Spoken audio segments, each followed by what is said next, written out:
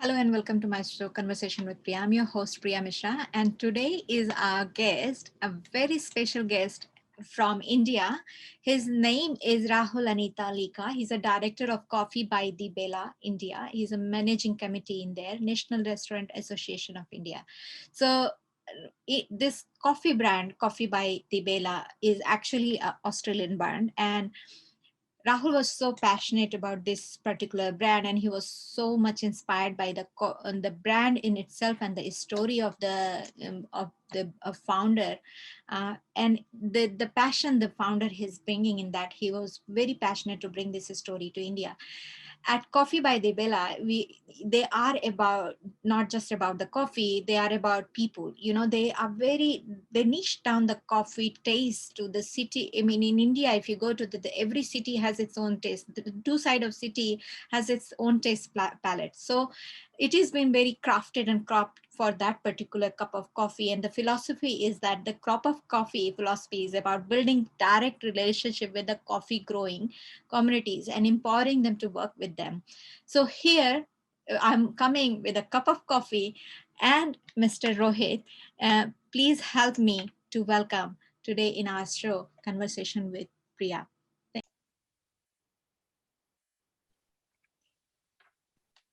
Hello and welcome to my show, Rahul Lekha. Thank you for your time today.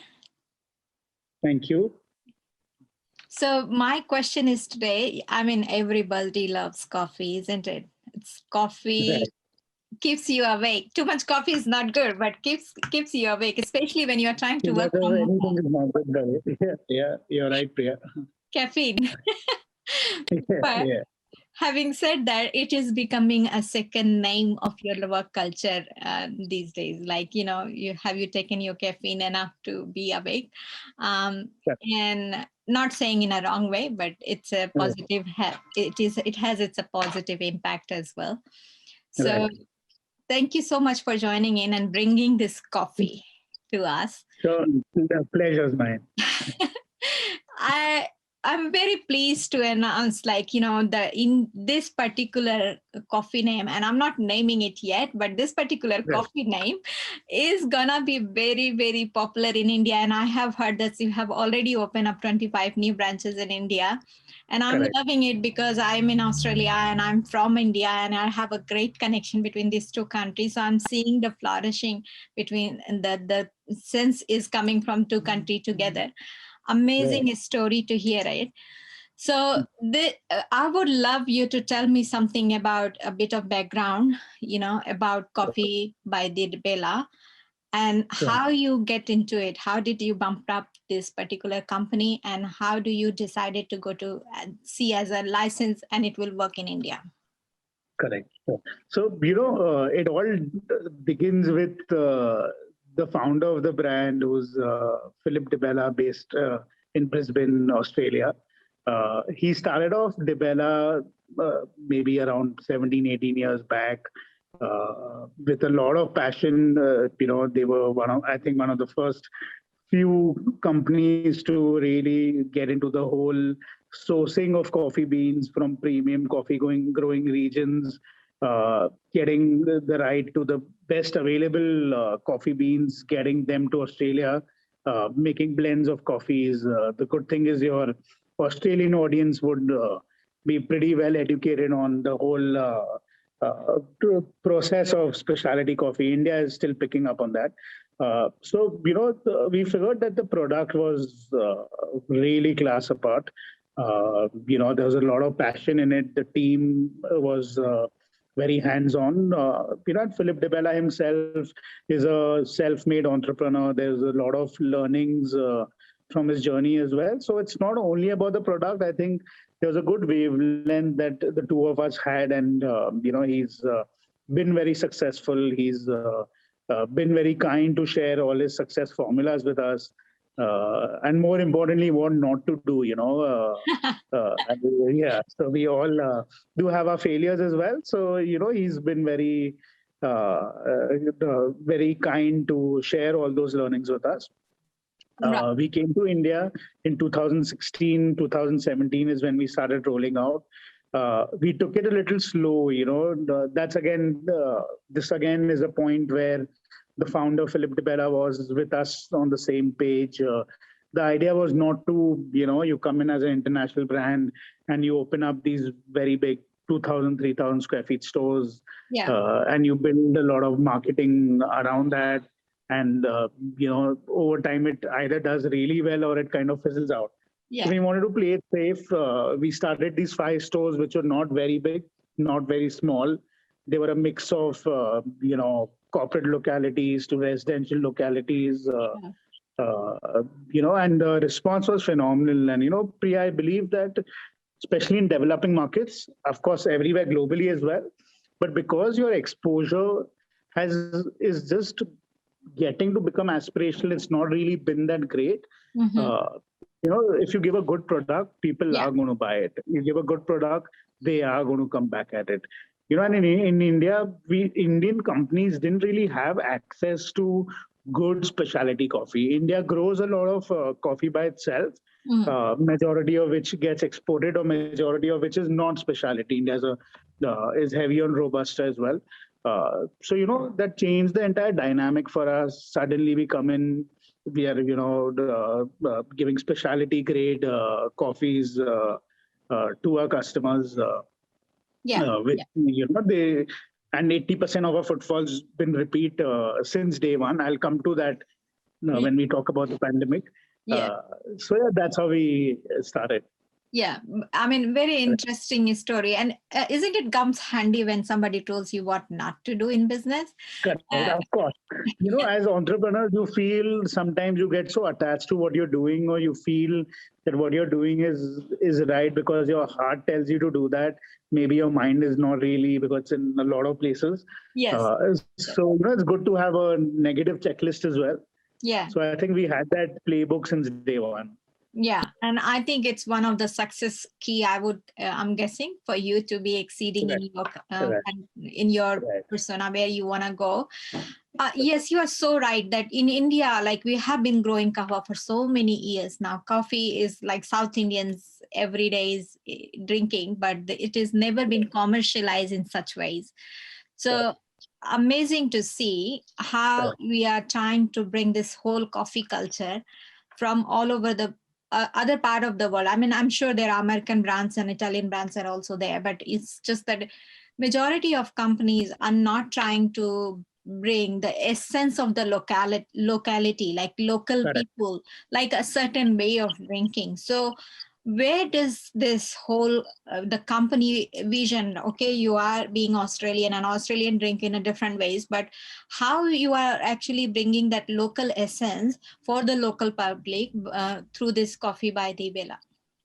Sure. So, good point. So what happens is in any geography, within the same city as well, and especially in a place like India, which is, I would say, kind of overpopulated. There are a lot of different cultures within the same city as well. So Mumbai is, you're north to south primarily, and there's a little bit of east and west as well. But the culture within this same territory also differs so much. I'll give you an example. So we have a store in south of Mumbai and we have a store in north of Mumbai. The palettes are completely different, not with coffee, but with food. Coffee is a palette that, catches on, then it needs to be consistent because, more like nicotine, caffeine, you want your fix in a certain way. But again, your bifurcation of your hot beverages or versus your cold beverages, your chocolate-based beverages versus non-chocolate based. So we see those shifts, and that's how we design the menu within the city as well. So I would say we've gone super localized. Our food, in fact, there are some places in India, in Mumbai, which are heavily vegetarian-centric. So we have some stores, that are purely serving a vegetarian menu and not a non-vegetarian menu. So these are not things that typically an international brand comes and does. They normally follow the same formula everywhere. So we were quite adapting and localizing the entire. Basically, Priya, it's about to give what the customer really wants. Yeah, yeah. And I mean, how good it is that you are adaptive to so ground level, you know, because majority of foreign food chains have a problem with adoption of them. And when even Correct. overseas people do not understand, a lot of people say, oh, I ate Indian food. And I'm saying, Correct. we know that difference, but I'm saying that, okay, Indian is like, people think that, you know, a certain type of food or a certain type of curry is only Indian, but every 100 kilometer our food is changing, and the speciality of the state and the city itself is changed. If you go to a city Correct. and you say, oh, this city is famous for this particular food, so we have that kind of detailing of the food in country, and it's bringing that element, and understanding the voice of consumer is so important to succeed in the, especially in FMCG market. I'm glad to hear that you are localizing it. I have Correct. seen a lot of failure and success in on that ground in itself. Right. Considering that, how is the revenue growth going in terms of, you know, Australian model and in terms of you know, Indian market? And do you see any bigger difference between this? Sure. So yeah, like I said, we've been here around 4 years now. At an average, every year we've opened 5 stores. So year on year, since we've opened, our revenues doubled. We have a very simple formula, and again, another very key uh, pickup point from Philip DeBella's playbook. Mhm. Don't run a location if it's not performing. Right, So don't be emotionally attached to a specific location. So right. we were very strict on that formula since day one. Number one, we decided that we would not get into rentals that don't make sense. India is a first world rental in a third world economy. Hmm. Today a rental in Sydney uh, and in Mumbai maybe would be at par, or sometimes you'll be surprised that Mumbai would be higher. So Yeah. there was a lot of education that our landlords required. The ones who believed in us went with us. Pre-pandemic, we had 25 stores. Pre-COVID rather, post-COVID, we still have 25 stores. So we've not really lost out any of the locations. Even today, because we were very uh, uh, law-abiding when it comes to our own playbook, our own rule book, that a location needs to make money. It needs to operationally break even. So today a store breaks. We have stores that are broken even on month one. Right. However, we are prepared. Our business plan is for a store to break even within 6 months of it beginning. So we are anywhere between 3 to 6 months. So that gives us, after 6 months, we don't really need to invest in OPEX. We will always invest in CAPEX. And that's the mandate that the team has as well. And we are very, I would say, lucky that we've achieved that so far. Yeah. So, yeah. Isn't it like it so comes handy if you have a certain rules and regulations, and you know, if your structure, your business model is so robust. If I correctly remember, like when this whole company concept is started, Philip was going door to door and literally inviting people, and the passion in his head and mind and soul is like amazing to see. And I can see same is transferring to you, as you said, 80% is being transferred from there. So amazing to see the shift. And I always say that, it's not about you as an individual or business owner or a founder of the company. It's passion. It's about how much the customer experience comes from the company culture. Customer experience is derived by the company culture, and each and every employee of the company should have participant in your passion and in your vision, and reacting and working towards, not reacting, proactively working onto that. So looking at both of your passions and the success, it's amazing to see where we are going. What's your future plans towards it? Where you wanna see yourself 3 years, 5 years down the line? Sure. So, like I said, we are not in a aggressive growth mentality, but we are in an aggressive capturing the caffeine market share mentality. Right. So, we've there is good enough room for this to be close to a 150 to 200 stores within India itself. Having said that, we are not in a hurry to reach that number. Right. But to answer your question, where do we see us in the next 3 to 5 years? I would say 150 to 200 stores across the city, 40 to 50 stores per metro city. There are around 4 to 5 metro cities within the country. But again, we have a very concentrated approach. We capture one metro city at a time, and then go to other geographies within the country. Relating to your previous question as well, a lot of brands come in and it gets difficult to reach that scale. For us, it's a very concentrated approach. The idea is to relocate the same team in a new geography, so the same SOPs, processes, culture, everything gets transferred there. So idea is to do 150 to 200 stores in the coming few years, and to parallelly push the FMCG, which is a cold coffee in a bottle, which is specialty instant coffees that we are getting into. Right. So each coffee should be perfect from every angle. Of course. Each ship should get that same flavor and same element of the passion in it. That's your target. But having growth, I'm seeing it. 80 cities are coming as a smart city in India. I hope that is going to shift from metro to all at 80 cities very fast. Yeah. And Priya, India is a very aspirational market.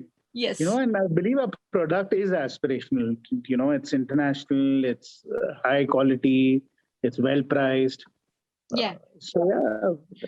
I mean, I always believe Indian has a special taste and a special passion for food. Our communication is started with the food, no matter what we do.